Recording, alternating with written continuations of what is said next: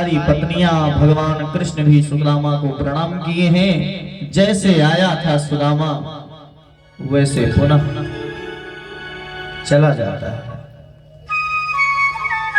सुदामा जी अपने गांव में पहुंचते हैं,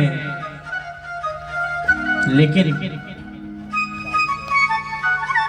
पता ही नहीं चल रहा है सुदामा जी की कुटिया कहाँ है। जहां सुदामा जी की कुटिया थी वहां तो महल बन गया।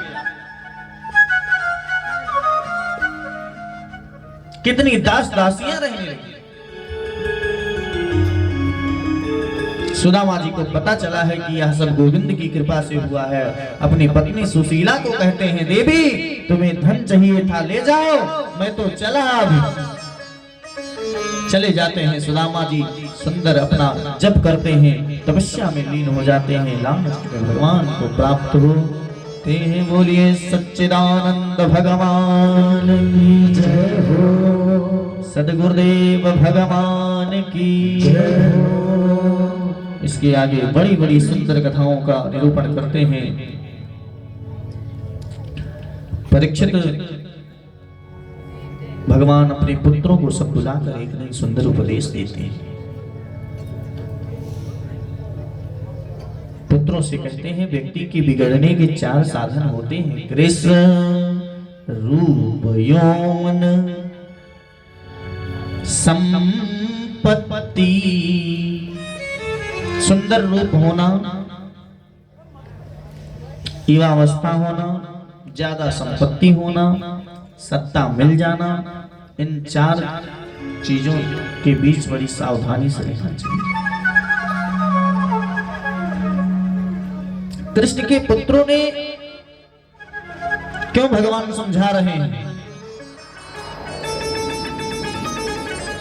द्वारिकाधीश कहते हैं कि मैं यह तुम्हें बता रहा हूं बच्चों कि तुम सुंदर रूपवान युवक हो, धनाढ्य हो, तुम्हारे पास सब कुछ है, सत्ता है, इसका दुरुपयोग मत करना।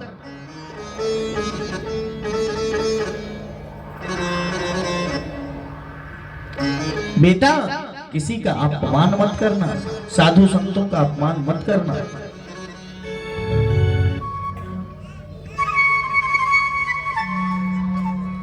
एक दिन सारे पुत्रों ने,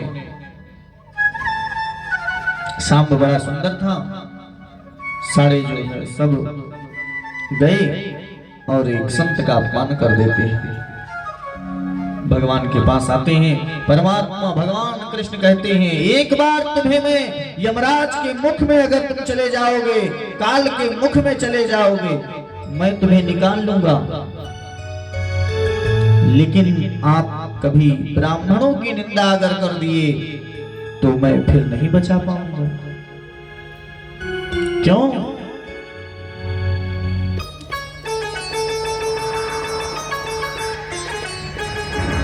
ब्राह्मणों की निंदा करने वाली को मैं बचा नहीं पाता। हाँ, काल से बचा सकता हूं। दुर्लभो मानसो देहि देहि नाम क्षण भंगुरः। बड़ा दुर्लभ शरीर मिला है, सदुपयोग करो। इसके बाद सुंदर दत्तात्रेय की कथा कहते हैं सुखदेव स्वामी।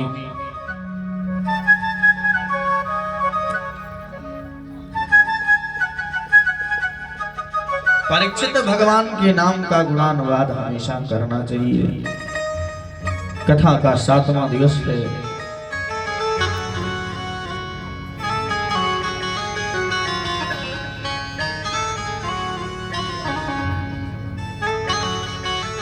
कुछ लोग कहते हैं कि भाव से अगर ना गाया जाए तो फल नहीं मिलता। कि भाय को भाय अनख आलसहूं, नाम जपत मम कर इस दशा। भाय को भाय भाव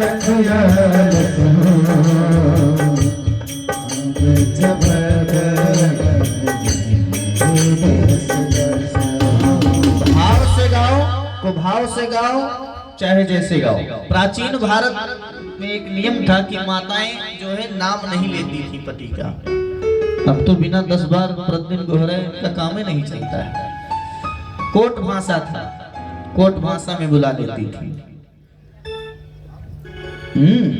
पहले की माताओं में नियम था। एक जगह कथा हो रही थी तो बहुत माताएं गई कथा सुनने। अब पंडित जी व्यास जी वहां से डेली कीर्तन कराए। काली अमरदन कंस निकंदन देव की नंदन तव शरणम। काली अमरदन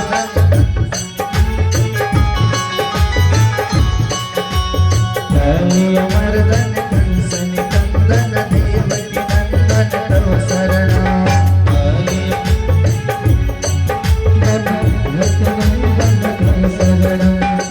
माता जी तो रोज आती थी कथा सुनने, लेकिन वह कीर्तन नहीं गा पाती थी।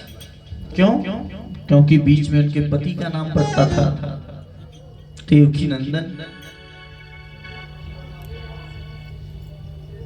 तो निर्णय लिया, और निर्णय लिया तो एक दिन सोची अब आज गाऊंगी चाहे जैसे गाऊंगी।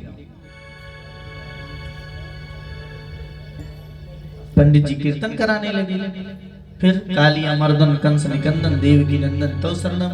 फिर वो आज क्या बोलती हैं? काली अमरदन कंस निकंदन चंपा के पापा तव शरणम। काली अमरदन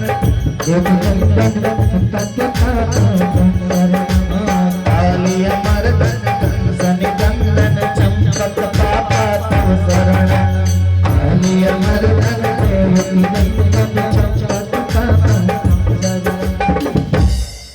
अब कालिया मर्दन कंस निकंदन चंपक पापा तव शरणम। देव की नंदन हटा दिया, कीर्तन भी हो गया। इसलिए गोस्वामी बाबा कहते हैं कि भाव को भाव अनथ रस हो। भाव को भाव अनथ रस हो। नाम जपत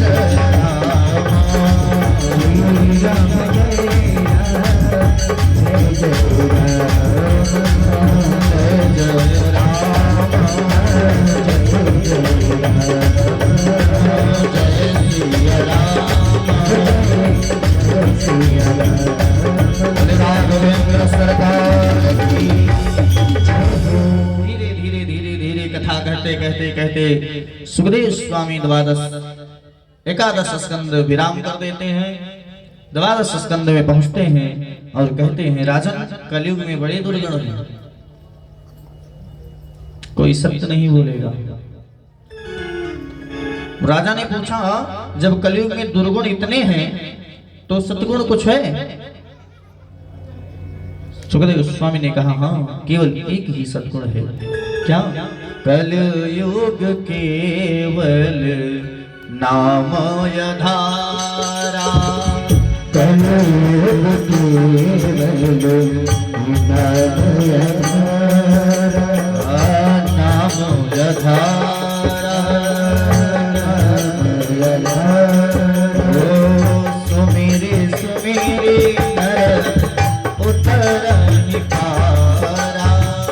सुमेर सुमेर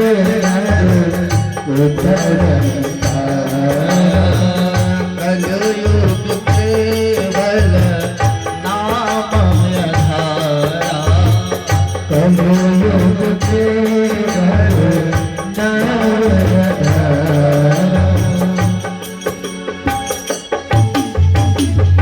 कलयुग में केवल एक ही गुण है कि जितने भगवान के नाम का गुणगान करोगे उतनी ही अच्छा है। सुखदेव मुनि ने चारों प्रकार के प्रलयों को बताया। हजारों संतों के सामने परीक्षित बैठे हैं, उनके सामने श्री सुखदेव जी महाराज बैठे हैं। सुखदेव जी कहते हैं, राजन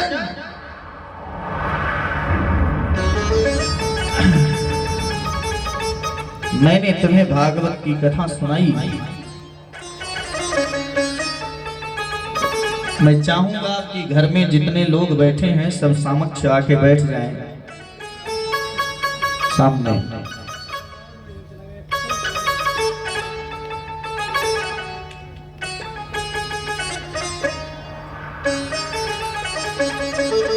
समस्त प्रकार की राजनीतियों का त्याग करके 1 घंटा क्या 40 मिनट लगेगा, अभी मंच के समीप बैठ जाए आके। सुखदेव मुनि कहते हैं, राजन मैं तुम्हें कथा सुनाने आ गया और आज 7वां दिन है, तक्षक आएगा। क्यों? क्योंकि एक ऋषि का श्राप है, तो आएगा ही और राजन तुम्हें काटेगा, ये भी पक्का है। तो आज तो आएगा ही तक्षक सज्जनों। वैसे सज्जनों सभी की मृत्यु तक्षक के काटने से ही होती है।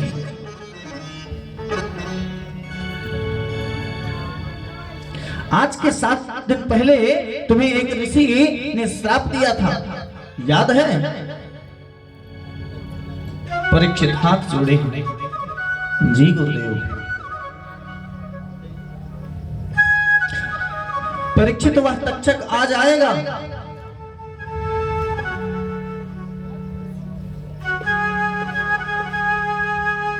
आज आएगा तक्षक।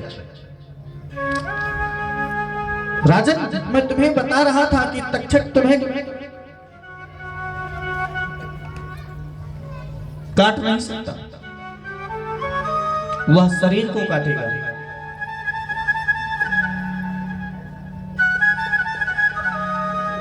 तुम्हें नहीं काटेगा।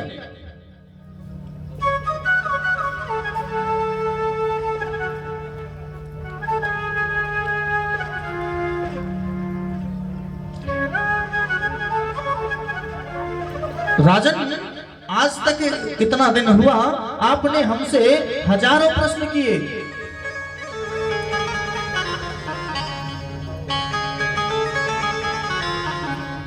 एक एक प्रश्नों का मैंने आपको जवाब दिया।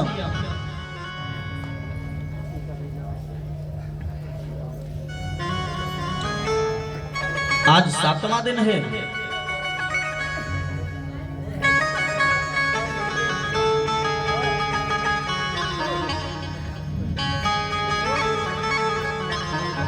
आज 7वां दिन है, तक्षक आ ही रहा होगा।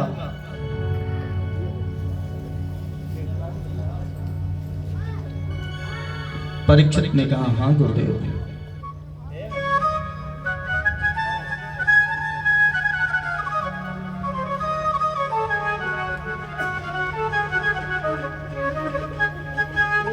सुखदेव जी ने कहा, राजन हजारों प्रश्नों का मैंने जवाब दिया है, परंतु अब एक प्रश्न मैं आपसे करूंगा। राजन यह बताओ, क्या तुम मरोगे? तुम्हें मरना है?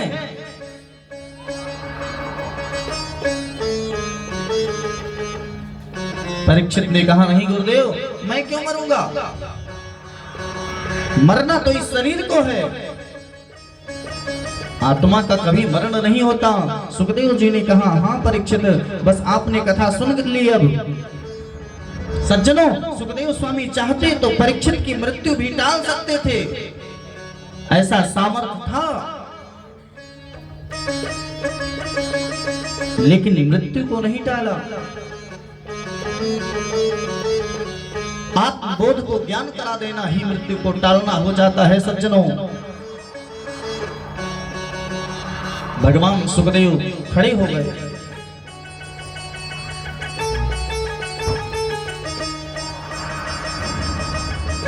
जैसे खड़े हुए राजा परीक्षित खड़े होकर तत्काल प्रणाम किए और सुंदर पूजन किया है सुखदेव स्वामी का।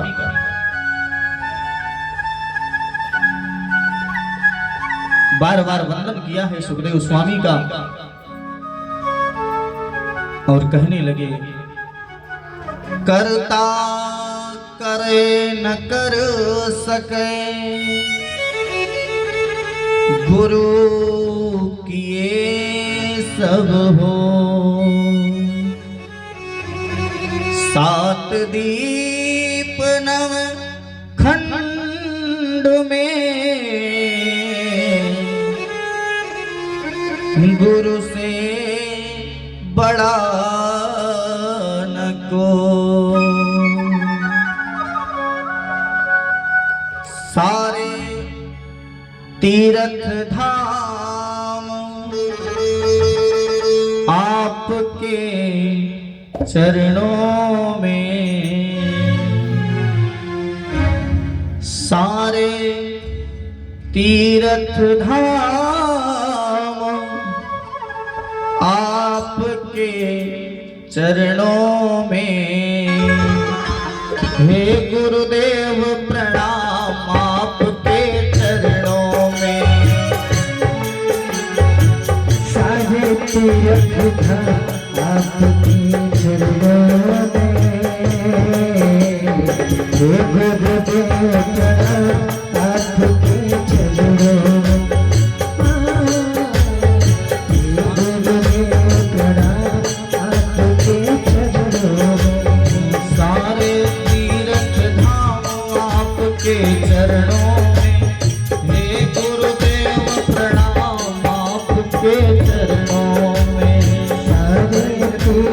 धाम आपके चरणों में, ये गुरुदेव प्रणाम आपके चरणों में।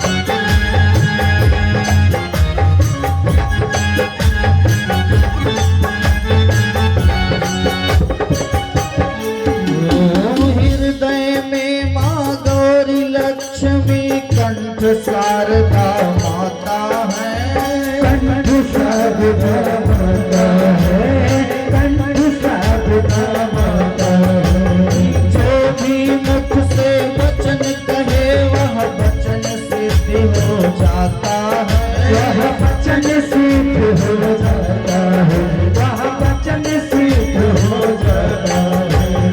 हे महागौरी हे महालक्ष्मी, हे महागौरी हे महालक्ष्मी, हे शंकर भगवान आपके चरणों में, हे गुरुदेव प्रणाम आपके चरणों में, सारे तीर्थ धाम आपके चरणों में, हे गुरुदेव प्रणाम आपके चरणों में।